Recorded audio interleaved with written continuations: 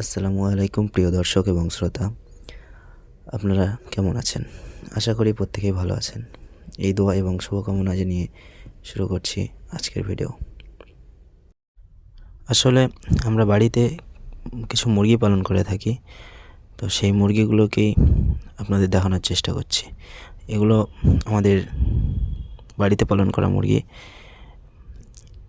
আর এই যে জিনিসগুলো সামনে দেখতে পাচ্ছেন, এগুলো হচ্ছে ধান ঝাড়ার পরে ধান থেকে কেটে পড়ে যাওয়া ধানের গাছের অংশ এবং ধানের শীষের অংশ, যার মধ্যে ধান আছে অনেক, সেগুলো এই মুরগিগুলো খুঁটে খুঁটে খাওয়ার চেষ্টা করছে।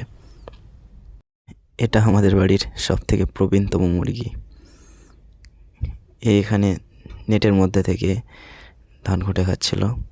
ঠিক সেই সময় আর একটা অন্য মুরগি, যার এখন বাচ্চা হয়ে আছে, সে বাচ্চাগুলোকে খাঁচার মধ্যে বন্দি করে রাখা আছে, না হলে বিড়াল মামা সেখান থেকে ভাগ বসাবে। সেই জন্যই বাচ্চাগুলোকে বন্দি করে রাখা আছে। তার পাশেই এই মুরগিটা থাকে এবং মাঝে মধ্যে ছেড়ে দেওয়া হয় বাচ্চাগুলোকে। তো শেষে আপনাদের দেখাবো সেই বাচ্চাগুলোকে। মুরগির সঙ্গে আমাদের বাড়িতে বেশ কয়েকটা মোরগও আছে, তার মধ্যে এটা একটা। এই মোরগটা আমার খুবই পছন্দের এবং অনেকেই এই মোরগটা কিনে নিতে চায়, বাট আমি দিতে চাই না। যে মুরগির বাচ্চাগুলোর কথা বলছিলাম, সেই মুরগির বাচ্চাগুলোকে এই সাবধানতা স্বরূপ একটা ওষুধ খাইয়ে এনেছিলাম।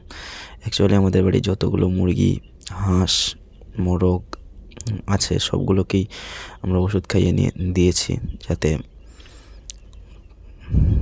কোনো রোগ আক্রমণ থেকে রক্ষা পাওয়া যায়, এই সাবধানতাবশত।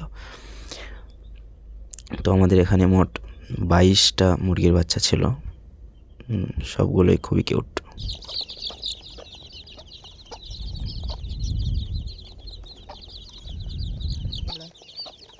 এগুলো খালি হয়ে গেলে হয়ে যাবে। তারপরে এই বাচ্চা ধান তো মুখ কোনো মতে খুলবেই না, তারপর কোনো রকমে ওষুধ খাইয়েছে অবশ্য।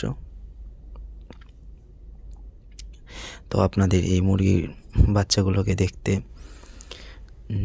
কেমন লেগেছে, বা আমাদের মুরগিগুলো আপনারা যারা পশু প্রাণী ভক্ত পছন্দ করেন, তারা অবশ্যই কমেন্ট করে জানাতে ভুলবেন না। কেমন লেগেছে আমাদের ভিডিওগুলি অবশ্যই জানাবেন।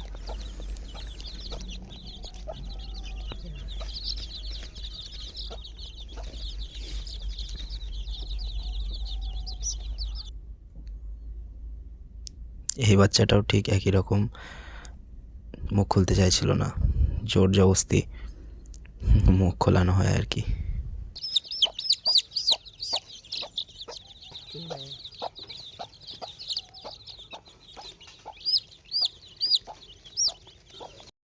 আমি আসলে খুবই পশু প্রাণী ভক্ত একটা মানুষ, সেই বাসনা থেকে আর কি এই ভিডিওগুলো আপনাদের সামনে দেওয়া। তো আপনাদের কার কার আমাদের এই ভিডিওগুলো ভালো লাগে সেটা অবশ্যই জানাতে ভুলবেন না।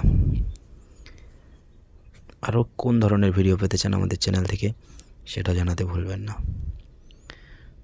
এইভাবে আমরা সবগুলো বাচ্চাকেই ওষুধ খাইয়ে নিয়েছিলাম। তারপর আমাদের সেই বাচ্চার মা মুরগিটাকে আমরা ওষুধ খাইয়ে নিয়েছি। এতক্ষণ সঙ্গে থাকার জন্য অসংখ্য ধন্যবাদ। সকলে ভালো থাকবেন, সুস্থ থাকবেন।